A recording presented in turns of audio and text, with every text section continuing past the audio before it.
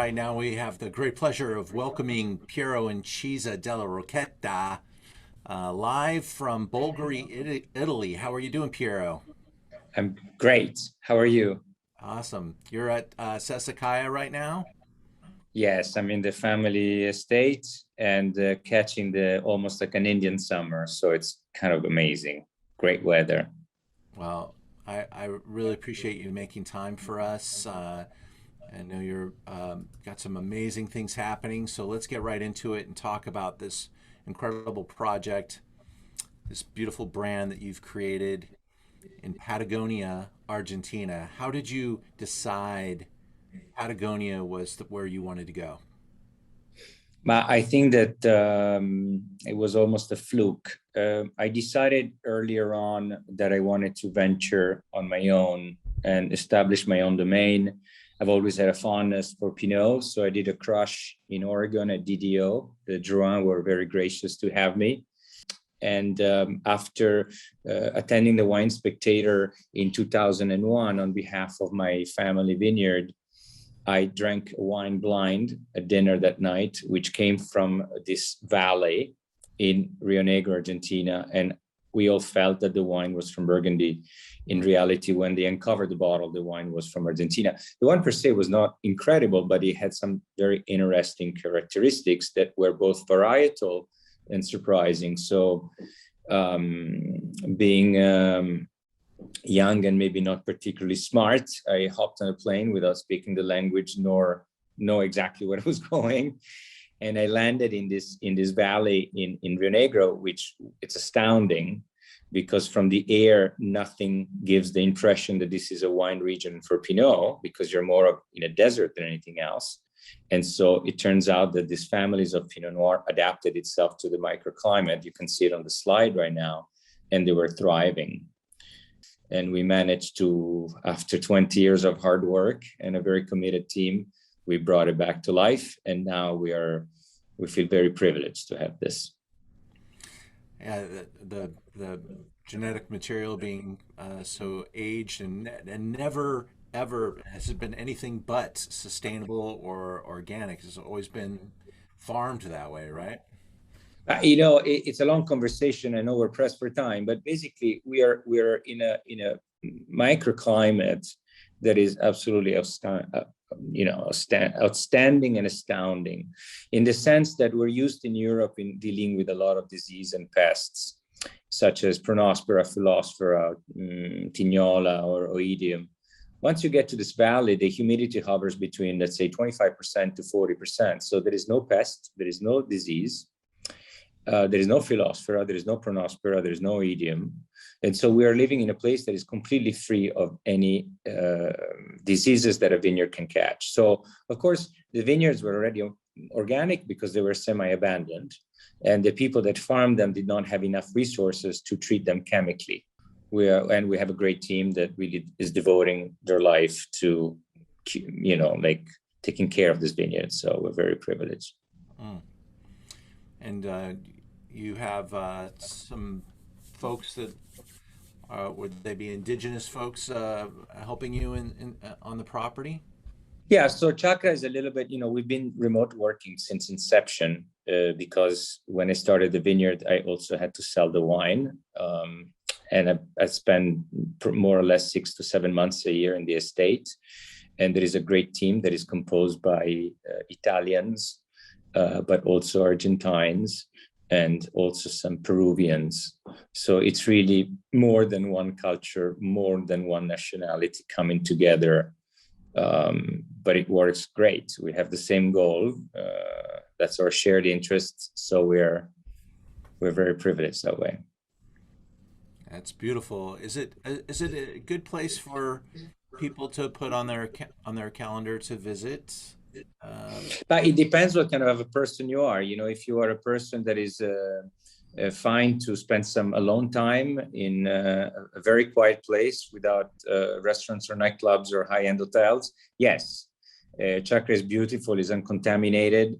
It's not just a winery, it's a farm. We don't believe in monoculture, so we do all sorts of cultivation to increase, enhance, and preserve our biodiversity.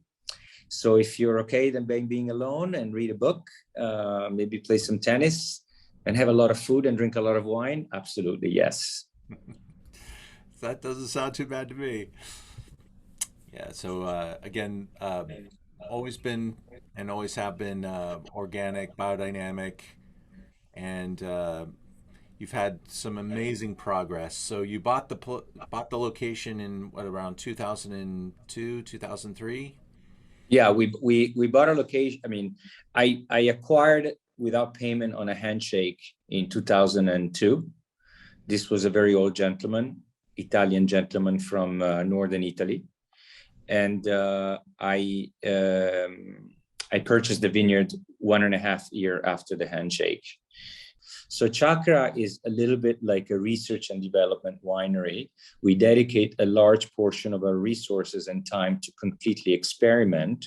We're making wines that are free of chemicals and free of sulfur. Most of the time we don't filter the wines. So when you're making this wine in this fashion, the wine are practically naked. And therefore we have to be much more precise, much more quick. We have to be extremely clean. So we have to be precise because I don't like breadth, I don't like volatility, I don't like mouths, I don't like extreme reduction in the reds. And this take an obsessive kind of approach to farming.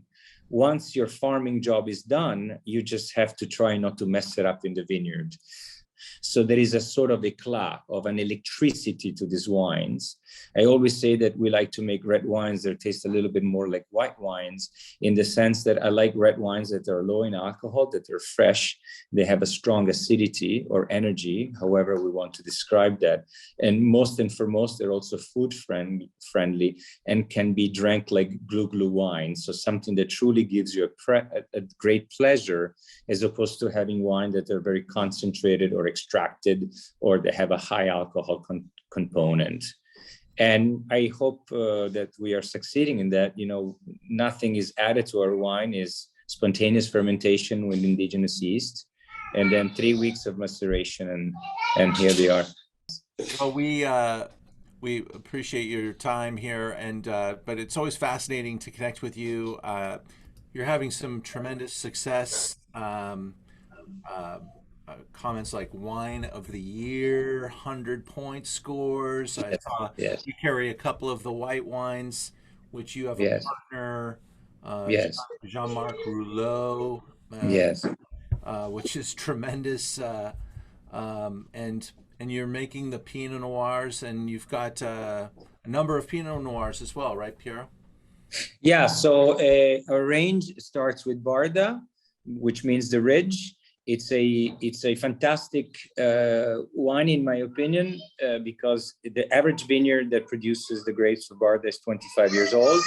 As you know, most of the crew are made from vineyards that are 20 plus years old. So to have for the lack of a better word, an entry-level wine from vineyards that are so old, that is organic and biodynamic, and all vineyards are ungrafted, it's a luxury. I don't know many other people that have this genetic material. And so I think we are providing a wine that is very fresh, very clean. It's meant to be drank young, and it's got a lot of very clean fruit, and is also very floral. Then we have some single vineyard wines, of which the vineyards were planted in 1955 and in 1932. Besides the age of the vineyard, they also have different mineral composition that determine, of course, the characteristics of the wine. We treat all grapes and all wines the same way. We ferment everything the same way. We make wine with full bunches, with no chemical interventions, no tartaric acid, no added tannins, absolutely nothing. Of course, then you spoke about the whites. It's a very exciting, at the same time humbling process for us. And a little bit of a fun fact this year, for the second time in the history of Chacra, the blend for the white wines was made by Jean-Marc, Gabriele, and myself here in Bulgaria. So a Frenchman comes to Italy, and with two Italian men, they're making the blend of a Chardonnay that is made in Patagonia. And so it's kind of like I don't know, like a sign of times, you know? Beautiful. Great Yeah. chemistry, great energy, as you say, and I really appreciate your time. Please Thank you. thank your son for bringing energy to our Zoom. So thank you for everyone. Thank And you for that. Thank you for that, and we all appreciate your effort. And we hope it's a that teamwork. Remember, I'm just one small part of the team. And I mean that. I, you're putting together a beautiful team and a beautiful message. So we'll celebrate that. And thank you very much for your time today. Thank you very much. I hope to see you soon. You too, Piero. Thank you very much. Bye. Bye. Have a good one. Bye. You too.